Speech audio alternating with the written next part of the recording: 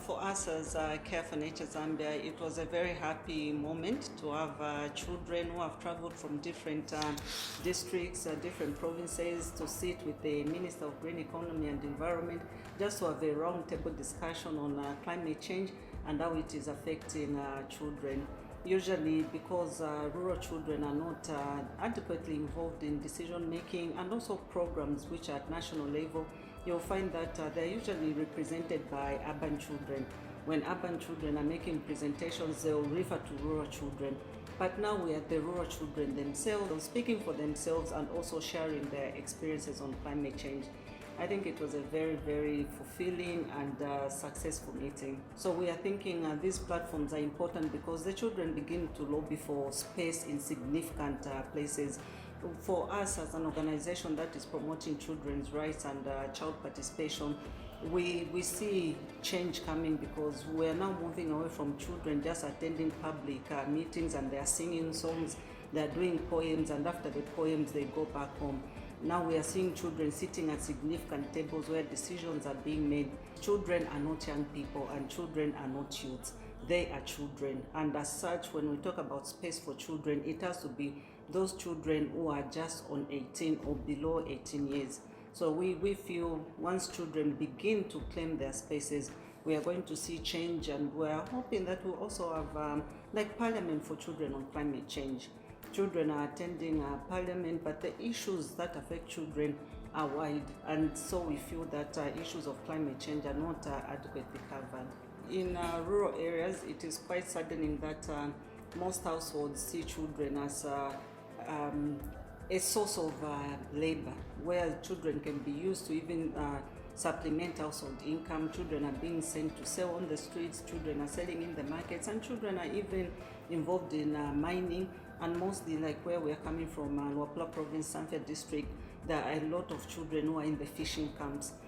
So we would like to urge the parents that when you educate a child, you are creating a bright future.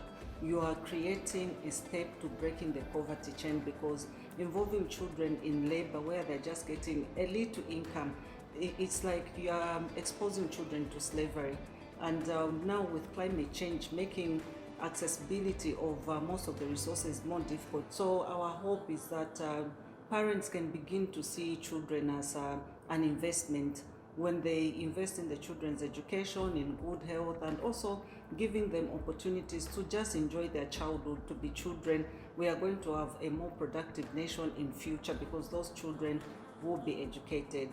At the moment, we don't even have a law which is specifically looking at children and environment. That is why we are happy that the United Nations right now through General Comment 26 are coming up with a law that is specifically going to focus on children's rights to a safe and clean, healthy environment, because issues of pollution, we know in Cabo what is happening, the lead poisoning, it has affected children, and also in Wapula Province with manganese mining, and now with the energy transition, we are going to see a high demand for manganese.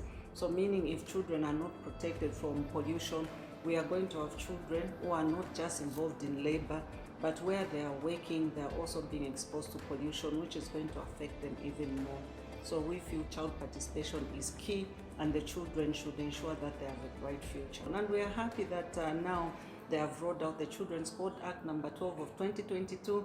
And before we leave Lusaka, we'll also participate in the commemoration of the Day of an African Child, which is going to be at continental level. Other children coming to Lusaka, Zambia for this big event, and our children from Samfya will be part of this. So we would like to thank our partners, Save the Children, for working with us and giving us support to even get children involved in such significant processes.